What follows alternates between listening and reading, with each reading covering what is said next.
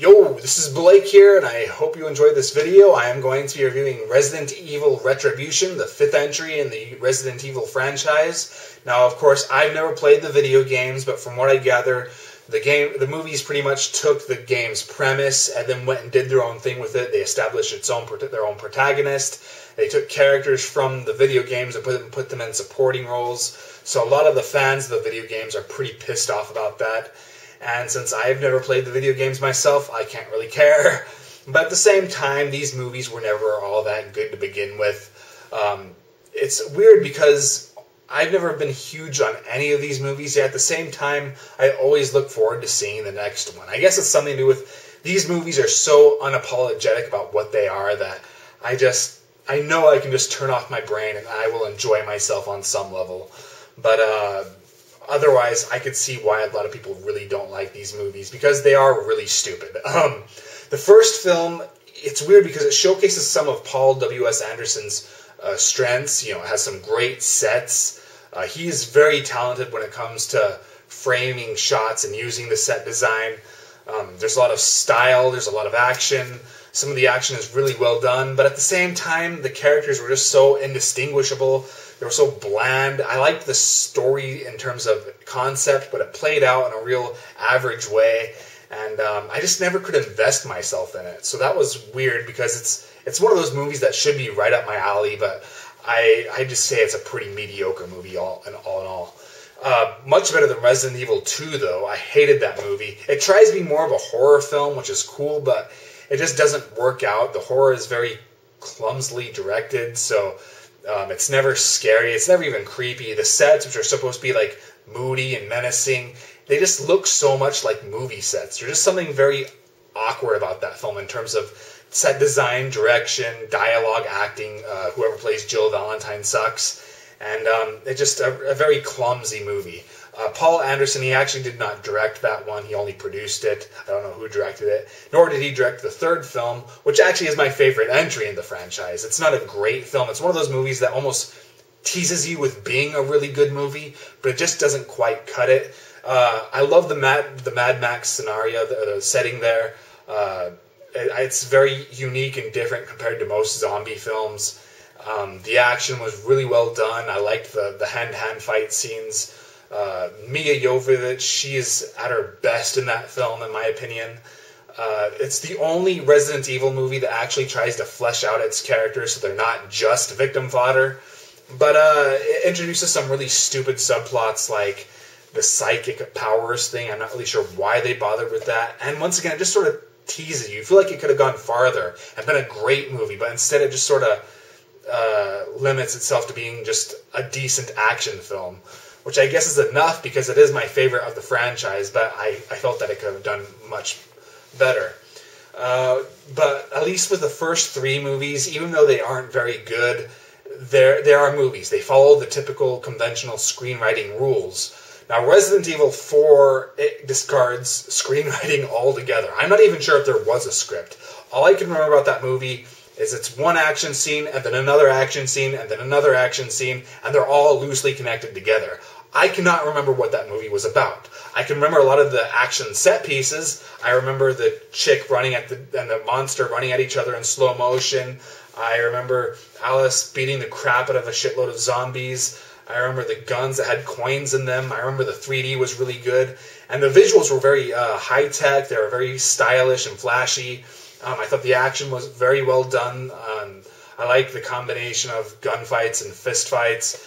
But in terms of story, I cannot remember a damn thing about that movie. Maybe there wasn't a plot. I don't know.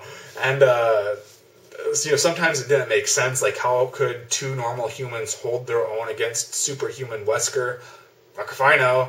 And the acting was just and the characters are very disposable. You know they're going to die, and you know when they're going to die. So that movie I could see a lot of people hating because there was absolutely no substance. They weren't even pretending to have substance. It was just all style playing out on the screen. Now, Resident Evil Retribution is interesting because on one hand it's just like Resident Evil Afterlife and how it is just all about the action. It actually is in many ways a lot like a live-action video game. It's pretty much the story is Alice. She gets captured by Umbrella, and she's locked in this facility. Well, Wesker, who's the main villain of the franchise, he leaves Umbrella, and he sends Ada Wong to save Alice for mysterious reasons.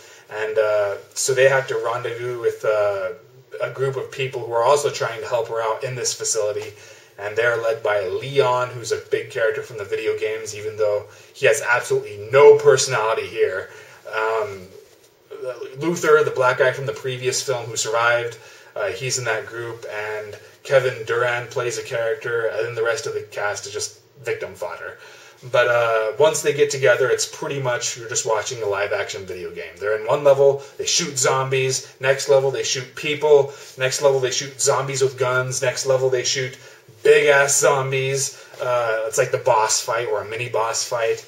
And then the next level, there's a drive sequence where they're running from zombies who are shooting at them. Then the next level, there's big-ass zombies chasing them while they're driving. And it really does play out like a video game. The characters have to finish this action scene so they can get to the next level.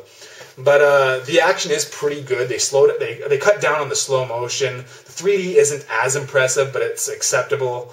The visuals are very well done, considering it's only cost $65 million to make, compared to, let's say, Battleship, which had worse special effects and much bigger budget. That impressed me. The creature designs are really cool, and I liked the hand-to-hand fight scenes, and I liked the gunfight scenes, and I liked how they went together. But where it really screws up is it actually does have some really good ideas, whereas the Resident Evil Afterlife had no ideas in terms of story. This one introduces a lot of possibilities with its plot. For example, the characters of past films who had died, they're being cloned, and they're brought back to fight Alice.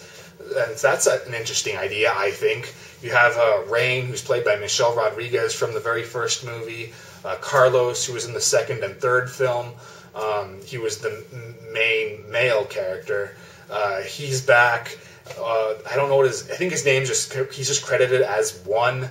But he was the black guy who was their leader in the very first film, who was my personal favorite character. And there's supposed to be like a good one and a bad one of each. So that could be interesting, but you don't really know why they bothered making a good one and a bad one, because the good ones never really come into play. With Carlos, he gets killed off in his opening scene. You see it in the trailers, so I'm not really spoiling it. But then, like, bad Carlos, he never does anything. He just kind of stands there with a smirk. So I'm not really sure why they bothered bringing him back. And with Rain, okay, that's a better one just because Bad Rain is one of the main villains. But then Good Rain, it's interesting seeing Michelle Rodriguez playing a more feminine version of herself. Usually when I see Michelle Rodriguez, she plays these more butch characters, the tough chick, like in the first Resident Evil. But so it's nice to see her sort of go against her usual stereotype. But she doesn't do anything in that form. She's just there for a bit, then let's just say she is removed from the film. So that was sort of pointless. And the one gets it the worst just because he only has like 3 lines as the bad one. Gets killed in the most mundane way possible. I mean, that guy got diced in the ribbons in the first film. Here he gets shot. Yeah, spoiler. Sorry, but that really pisses me off. And you never see the good version of him. So you never really understand why did they feel the need to do that other than to get us fanboys excited, but then you don't do anything with that idea, so in the end it actually backfires and pisses us off more, because we wanted to see more of that.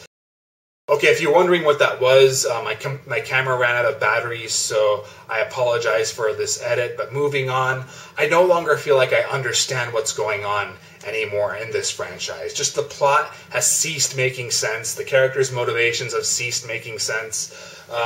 Wesker, for example, am I forgetting something, or was he against humanity in the previous movie, but now he wants to, save it?